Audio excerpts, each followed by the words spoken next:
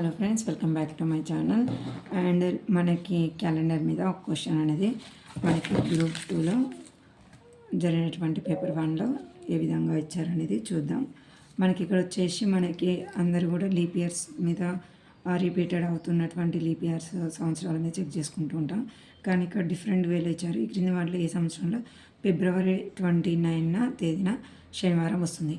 మనం ఏం చేస్తాము, శనివారం 29 అంటే లీప్ ఇయర్ ఏదనేది టక్లాగా చెక్ చేసుకుంటాం. కానీ ఇక్కడ అన్ని లీప్ ఇయర్స్ ఇచ్చిండు. అంటే ఇంకా ట్రిక్కీగా ఇచ్చిండు క్వశ్చన్ని.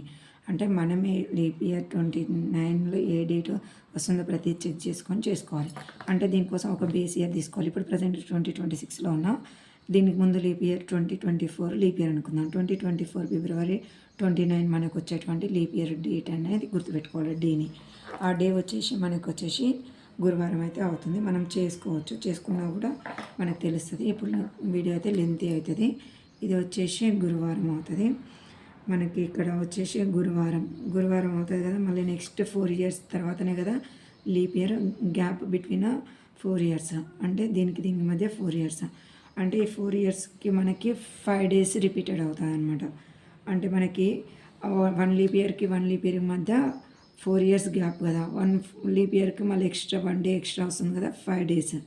అంటే ఈ ఇయర్కి మధ్య 5 డేస్, ఇయర్కి మధ్య 5 డేస్ ఉంటుంది. అంటే దీనికి +5 కలుపుకోవాలి. మనకి గురువారానికి 5 కలుపుకుంటే శుక్ర, శని, ఆది, సోమ, మంగళ. మనకు వచ్చేసి ఇక్కడ ఏమొస్తుంది, ఇక్కడ మంగళవారం. అండ్ నెక్స్ట్ 5 ఇయర్స్ 5 కలుపుకుంటే మనకు +5 చేసిన -2 చేసిన సేమ్ వస్తుంది.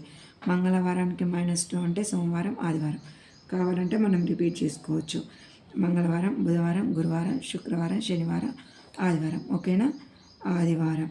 అండ్ ఆదివారానికి -2 చేసుకుంటే శుక్రవారం, శుక్రవారానికి -2 చేసుకుంటే బుధవారం. ఓకేనా, బుధవారానికి మళ్ళీ -2 చేసుకుంటే అంటే మనం +5 అయినా చేసుకోవచ్చు, -2 అయినా చేసుకోవచ్చు. దీన్ని +5 చేసినా అంతే వస్తుంది, -2 చేసినా అంతే వస్తుంది. బుధవారం కదా, బుధవారానికి మనకి చూడండి, బుధవారానికి 5 చేస్తే గురు, శుక్ర, శని, ఆది, సోమ.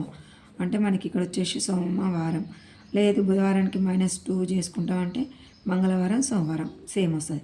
మళ్ళీ సోమవారానికి -2 చేసుకుంటే సండే అండ్ సాటర్డే అంటే శనివారం. మనకు కావాల్సిన శనివారం ఏ మంత్లో వస్తుంది, ఏ ఇయర్లో వస్తుంది, 2024 ఇయర్స్లో వస్తుంది. అంటే మనకి ఇంత ట్రిక్కీగా ఇంత లాజికల్ వేలో చేసుకోవాలి ఇన్బిల్ట్గా.